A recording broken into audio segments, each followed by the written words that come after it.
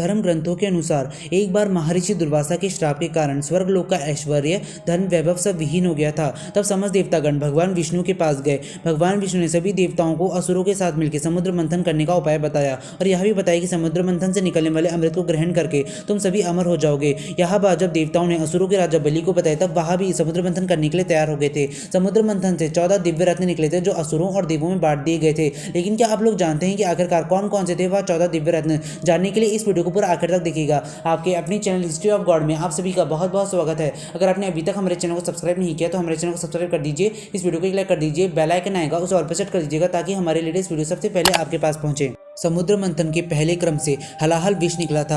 हलाहल विष को देखकर सभी देवता और सभी असुर बहुत ज्यादा भयभीत हो गए थे। तब संसार की रक्षा हेतु भगवान शिव ने हलाहल विष को अपने कंठ में धारण कर लिया था, जिस वजह से भगवान शिव का नाम नीलकंठ पड़ा था। इसका यह अर्थ है कि परमात्मा हर मनुष्य के मन में ही वास करते हैं। यदि हमें परमात्मा रूपी अमृत की इच्छा है तो हमें सर्वप्रथम हमारे मन को मथना पड़ेगा। अगर हम अपने मन का मंथन करेंगे तो सर्वप्रथम हमारे मन से सारे बुरे विचार बाहर निकलेंगे। हमें इन सारे बुरे विचारों को परमात्मा को ही समर्पित कर देना चाहिए और इन सभी से मुक्त हो जाना चाहिए। समुद्र मंथन के दूसरे क्रम में कामधेनु गाय निकली थी। कामधेनु गाय अग्नि योत यज्ञ की सामग्री उत्पन्न करने वाली गाय थी, इसीलिए कामधेनु गाय को ब्रह्म ऋषियों ने ग्रहण किया था।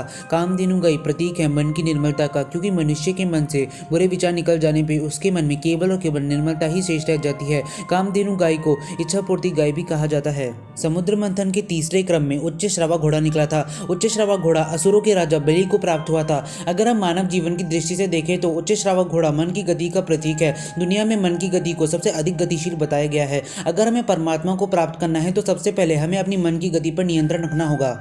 समुद्र मंथन के दौरान चौथे क्रम में ऐरावत हाथी निकला था। ऐरावत हाथी के 4 बड़े बड़े दांत थे, जिनकी चमक कैलाश पर्वत से भी अधिक थी। जो ऐरावत हाथी था वह देवताओं के राजा इंद्र को प्राप्त हुआ था। ऐरावत हाथी को बुद्धि का प्रतीक माना जाता है। ऐरावत हाथी के चारों दांत क्रोध, मोह, वासना और लोभ का प्रतिनिधित्व करते हैं। शुद्ध और निर्मल बुद्धि से हम इन सभी विकारों को काबू कर सकते हैं और परमात्मा को प्राप्त कर सकते हैं। समुद्र मंथन के दौरान 5वें क्रम में कौस्तुभ मणि निकली थी, जिसे भगवान विष्णु ने अपने हृदय में धारण कर लिया था। कौस्तुभ मणि प्रतीक है भक्ति का। जब आपके मन से सारे विकार बाहर निकल जाते हैं तब आपके मन में केवल और केवल भक्ति ही शेष रह जाती है और यही भक्ति आपको परमात्मा से भी मिलाती है।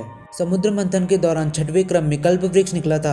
सारी इच्छाओं को पूरा करने वाला यह दिव्य वृक्ष देवताओं को प्राप्त हुआ था। देवताओं ने इस दिव्य वृक्ष की स्थापना स्वर्गलोक में की थी। जो कल्प वृक्ष है वह प्रतीक है हमारी इच्छाओं का। अगर आप अपने जीवन में परमात्मा रूपी अमृत को प्राप्त करना चाहते हैं तो सबसे पहले आपको अपनी सारी इच्छाओं का त्याग करना होगा। यदि आपके मन में इच्छाएं होंगी तो आप परमात्मा रूपी अमृत को प्राप्त नहीं कर पाएंगे। समुद्र मंथन के दौरान 7वें क्रम में रंभा नाम की अप्सरा निकली थी, जो बहुत ज्यादा खूबसूरत थी। वे सुंदर वस्त्र और सुंदर आभूषण पहने हुई थी।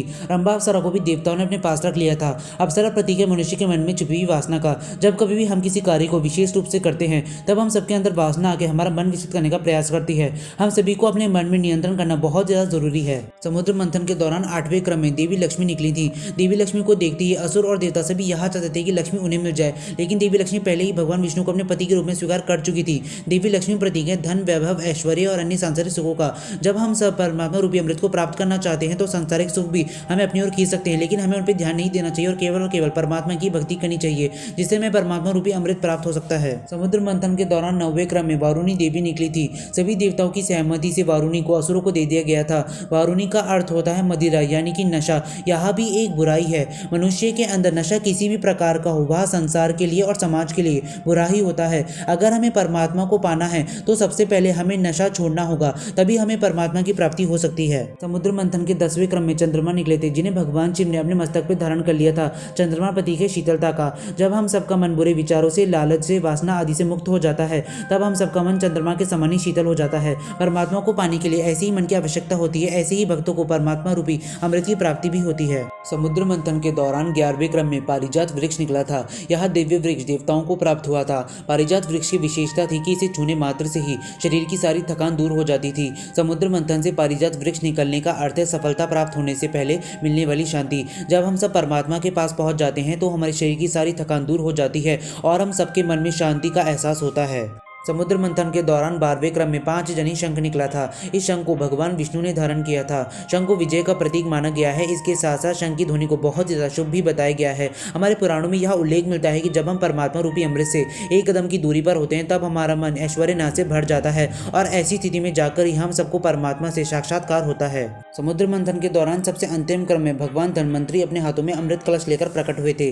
भगवान धन्वंतरी प्रतीक है निरोगी तन और निर्मल मन का। जब हम सबका तन निरोग और मन निर्मल हो जाता है तभी हमें परमात्मा की प्राप्ति हो सकती है। इसका यह अर्थ है कि 5 क्रम इंद्रियां, 5 जन इंद्रियां और अन्य 4 मन, बुद्धि, चरित्र और अहंकार, यदि हम इन सब पर नियंत्रण रखना सीख लें तभी हमें परमात्मा रूपी अमृत की प्राप्ति हो सकती है। दोस्तों, आशा करते हैं आप सभी को हमारी वीडियो पसंद आई होगी। अगर पसंद आई तो वीडियो को ढेर सारा प्यार दीजिएगा। अगर अनजाने में हमसे कोई गलती हो गई हो तो माफ कर दीजिएगा। बहुत जल्द मिलेंगे ऐसी किसी मजेदार वीडियो के साथ। तब तक के लिए आप सभी का बहुत बहुत शुक्रिया।